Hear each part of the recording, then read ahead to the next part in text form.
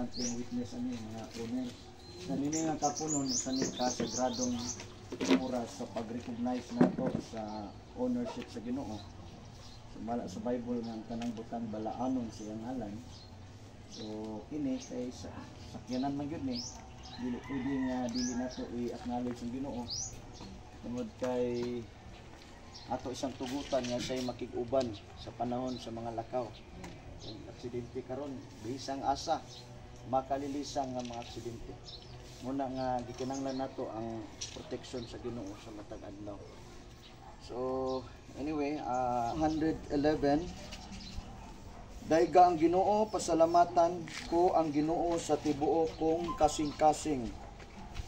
Diya sa tigom sa iyang katawhan, pagkakahibulungan sa mga butang nga gibuhat sa Ginoo. Gikahimutan kini sa tanang buot mo sabot niini. Dungganan og halangdon ang mga gibuhat niya, og walay katapusan ang iyang pagkamatarong. Dili buot ang Ginoo nga hikalimtan nato ang iyang katingalahang mga buhat. Puno siya sa kahangawa og maluluy-on usab. Gihatagan niya pagkaon ang tanan nga may kahadlok og pagtahod kaniya. Dili gayud niya hikalimtan ang kasabutan nga iyang gibuhat. Gipakita niya ang iyang gahom ngadto sa iyang katawhan pinagi sa paghatag kanila sa kayutaan sa ubang katawhan. So di lang yuta gihatag sa Ginoo ron tagaan mo sakyanan. Amen. Matinumanon siya og makaturunganon sa tanan niyang binuhatan. Kasaligan ang tanan niyang mga sugo. Mulungtad kini sa tanang panahon o gihatag kini diha sa kamatuoran o katarungan. Giluwas niya ang iyang katawhan o nagpasiugda siya kasabutan nga walay katapusan tali kaniya o kanila. Balaan o gamhanan siya. Ang pagbaton og kahadlok ug pagtahod sa Ginoo mao ang sinugdanan sa kaalam. Ang tanan nga nagkinabuhi nini makabaton og maayong pagpanabot. Daygon siya hangtod sa kahangturan. Magawit tag usa ka awit atong kantahon. Praise the Lord. Nagauluhan o gapod ang gugma mo. Walay sukod ang gugma mo og dili matukan kanunay nga bag-o og dili mausab pagkatahong sa presensya mo kanako naglikod. Balaan ka Dios sa tanan, daygon imong ngalan, daygon ikaw, balaan ka, Diyos ka tanan, daygon imong ngalan, daygon ikaw, daygon ikaw, balaan ka, Diyos sa tanan,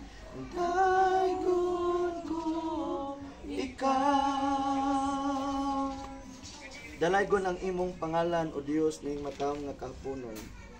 Imong pasidunggan kini nga panagtigom sa pagpasidungog kanimo pinaagi niini nga sakyanan. Salamat sa imong bendisyon.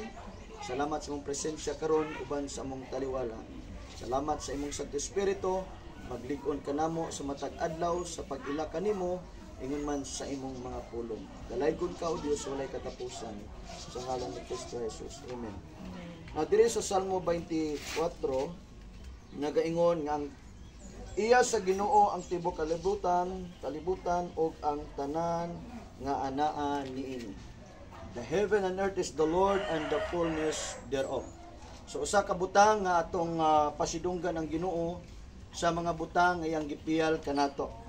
Ug matod sa atong gibasa nga daygon siya og pasalamatan sa tanang kahibulungang buhat. Amen.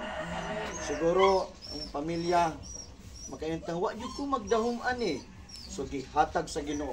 Usa na sa mga ebidensya, no, nga kahibulungang buhat gitagamo sa Ginoo og mga idea or pangandoy baka og niya na gihatag sa Ginoo. Og usa ni sa maing butang nga ato sang i-recognize kay kung kapiyalan ta sa gagmay, piyalan ta sa daghan. Amen. So bata kabalo kung sa pay sunod sa kinan pangandoyon ni Krisya ug pamilya, pwede ihatag sa Ginoo. Amen. Basta nga sa kinan pasakyo na to apil atong tibok pamilya. Og sila pa gipahamay naman lang di naman gyud ta katilaw sa kay anang brand nyo. So meaning ambot pasabot nako nga happy all, no? Malipay tang tanan sa mga butang nga gipiyal sa Ginoo. Kay kining tanan lumalabay ra man ni. So at least nga pasidunggan nato si Lord. Kay kung si Lord mamuhat kahibulungan gyud, no? O nga kini nga unit magamit ninyo labaw sa tanan sa insaktong paggamit, no? Dayon usa ni sa maing butang karon yung gibuhat nga nagdesisyon mo nga kining ididikit ang sakyanan. Actually nitabo ato may adlaw sa akan nag-message na ko te. Atong paano siguro? Sabado. Oh. Sabado sa buntag. Oh, marag Sabado sa buntag. Ang nahitabo mo gud adto, nag-wonder ko nga nagdamgo mong kuya tata. Nagdamgo gyud ko ni kuya tata. Ang damgo mo ni nahitabo ako share sa inyo. Wala pa nag-share si Ate Arlene. Nagdamgo ko na tata nga dito sa damgo gidala ko si Ginoo sa kalugar. Unya nagpalit ko og isda. Wa ko kailas tao. Pagpalit na kog isda, naay miabot nga sakyanan. Pak. Naapod si driver. Karon kay sikot tata man. Sa nga pastor, paliti kog isda. Karon ang isda iyang gibaligya, mga mahalon kay nga isda. Ko grabe po ni nga mga isda kuya. Pero kay tuod kaya mo gibalyaan, ipalit ko niya isda. Di nagkisistorya mi. Namat-an ako. Ko nga. Nagdamgo pang itata na nagdalang sa mga mahalon ng mga isda. So ako naka-realize ko nga kay ang isda man God nagrepresent nagkalag og panalangin. So muna iya ang kining symbolize sa kining isda, kalag, kinabuhi o panalangin. Kaya ang panalangin man sa Ginoo kinabuhi nga madala niya mga lagad sa Ginoo. Di kadua sa Bible dunay panahon nga gipaninglan ang mga disciple ni Jesus og tax. Ingon si Pedro nga magtutudlo naningil ang mga taga tax collector sa atong buhis. Ingon si Jesus nga adto sa lake pamasol didto. Unang isda imong makuha nana sa Matthew chapter 17. Unang isda imong makuha kuuta ang baba kay naay kwarta diya. Pagbayad sa tax o bayad kita pagbayad sa tax o bayad sa akong tax. So diyan nimo makita nga naa di ay panalangin. Amen. So pagtataod lang samtang galingkod ko nag-message si Arlene nga kining about sa pag-blessings. Ko nga connected ni. So meaning salamat po sa inyong pag-invite nako nga kini nga oras significant ni nga ato ning ididikit sa Ginoo. Mao din ni ipakita sa Ginoo nga nanay blessings maabot sa inyo. Amen. Labaw sa tanan ang pinaka-essence adto nga damgo kinabuhi ninyo. Kinalan mahalad gyud na sa Ginoo, ialagad gyud na sa Ginoo yung kinabuhi. Kay ebidensya na ang Ginoo nagmahal ninyo. Amen. So nini orasa ato nang ihalad ang kining sakyanan. Amen. Atong abrihan tanan bertahan diyan. Then ato sang i-consecrate na may anointing lakip ang tibok pamilya. Amen. So singalan ani? Expander Crocs, no? Yes. Expander. Cross. Expander Crocs. Dili ka sa tubangan, para.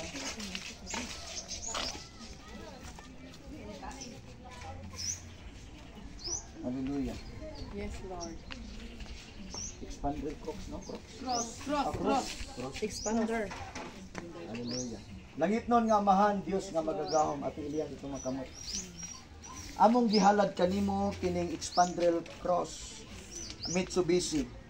Among gi-recognize amahan ang imong ownership. Yes, Lord. Nasayod kami nga ang matag butang nga mabatunan sa katao usa lamang kini ka stewardship. O kini nga sakyanan imong gipiyal niini nga tibuok pamilya. Lord, nagampo ko nga ang imong sagradong gahom sa kanunay magapamuhat sa ilang mga kasing-kasing nga mahimo silang kasaligan niini ug labaw sa tanan magpasidungog sila kanimo tungod kay gipialan nimo sila niining maayong butang alang kanila. Nagampo ko Ginoong Dios nga gikan karon Yes, Lord. ang tanang biyahe ani nga sakyanan, pagawas o pagsulod sa panimalay, mailalom sa imong presensya, mailalom sa imong protection. Ikaw ang Dios nga magbalantay way makulang kanila. Amen. Akong gi-cancel, gibadlong nako ang tanang dili maayong planos kaaway, batok niini nga sakyanan, Yes, batok sa honor, sa pamilya, Yes, tanan nga musakay. Dili kahimo ang tanan nga mga agenda sa kaaway in the mighty name of Jesus. Silyuhi kini nga sakyanan, O Lord, by the blood of Jesus. Amen. Akong gihalad kanimo gikan sa ligid sa tanang spare parts, tanan nga kabahin ani nga sakyanan. In the name of Jesus, Lord, I command the angels of assignment to take charge ani nga sakyanan sa tanang lakaw biyahe na ang imong anghel mag-take charge in the name of Jesus. Labaw sa tanan ang driver, ang tanan nga musakay in the name of Jesus Christ of Nazareth. Yes, Lord. Dawatan, Lord, kini nga sakyanan karon. Mahimo kining mahumot nga insenso sa tronos kaluoy. Salamat nga kini nga pamilya kasaligan gikan sa gagmayng butang ngadto sa mga dagkong butang. Dalaygon ka o Dios sa walay katapusan nga ikaw ang Dios naghatag kalipay sa pamilya nga diin kini Ginoo ilang nabatunan ug nagampo ko nga ang imong padayon nga provision hantod nga ma-fully paid in the name of Jesus Christ of Nazareth. Salamat nga ma-smooth ang tanang transaction, ang tanang payment in the name of Jesus Christ of Nazareth. I decree and I declare that the heaven will be open wide and you're going to pour out, Lord, so much blessings that there is no room enough to receive. Thank you, Lord, nga sila kasilag kasaligan bisan sa mga financial nga mga bahin sa ilang kinabuhi Ginoong Dios. Salamat sa daghang butang imo pang ipiyal kanila. Nga Lord, labaw sa tanan, ikaw mo'y unang malipay sa mga butang nga naan nila. Pasidunggan kanila, simbahon kanila, pasalamatan kanila sa tanang panahon. Ni orasa Ginoo, ako ning dihogan sa tubig. Tungod kay nasayod kami Ginoo, ikaw ang living water. So from this day forward, Lord, Yes. by anointing of this water, mahimo ning silyo ani nga sakyanan nga Lord ang imong kamot mo'y mag-operate ani nga sakyanan. In the name of Jesus, balik kong paanda.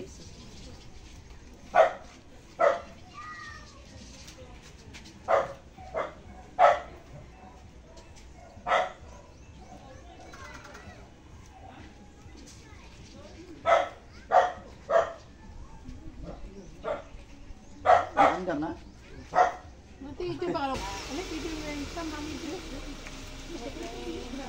Daliton nga mahan akong dihugan ang tibok sa kinan meaning anointing water in the name of Jesus.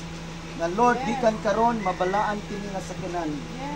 Walay kagahom ang tanan nga plano sa kaaway bisan sa kadalanan in the name of Jesus. Salamat Lord sa silyo sa iyong pagbalaan ani nga sa kinan in the name of Jesus. In the name of Jesus. Thank you Lord.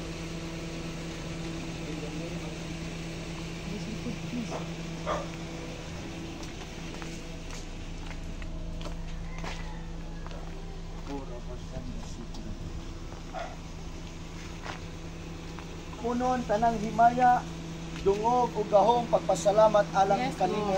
Salamat sa tibuok pamilya Baslao, sa tibuok bisan pa Lord sa pamilya ni Krisya. Salamat ini orasa Ginoong Dios, nagakalipay kami sa imong pagdawat sa among pagdidikit ani nga sakyanan. Nga gikan karon Ginoo, ikaw mo'y tag-iya nini. Tungod kay ikaw mo'y tag-iya, busa walay makaagaw ani gikan nila. Walay makahilabot ani gikan kanila. Tungod kay ikaw o Dios nga among amahan, maoy nagabantay gikan sa ilang paglakaw pagawas Salamat ini oras sa Ginoong Dios sa imong tubag sa mga pag-ampo. Salamat sa imong langitnon nga bendisyon. Imo ang tanang himaya, dungog, gahong pagpasalamat sa Yes, ngalan Lord. samahan sa anak o sa Dios nga Espiritu Santo ang tanan magayog. Amen. Amen. Amen. Amen. Congratulations. Congrats to Pig. Congrats to Pig.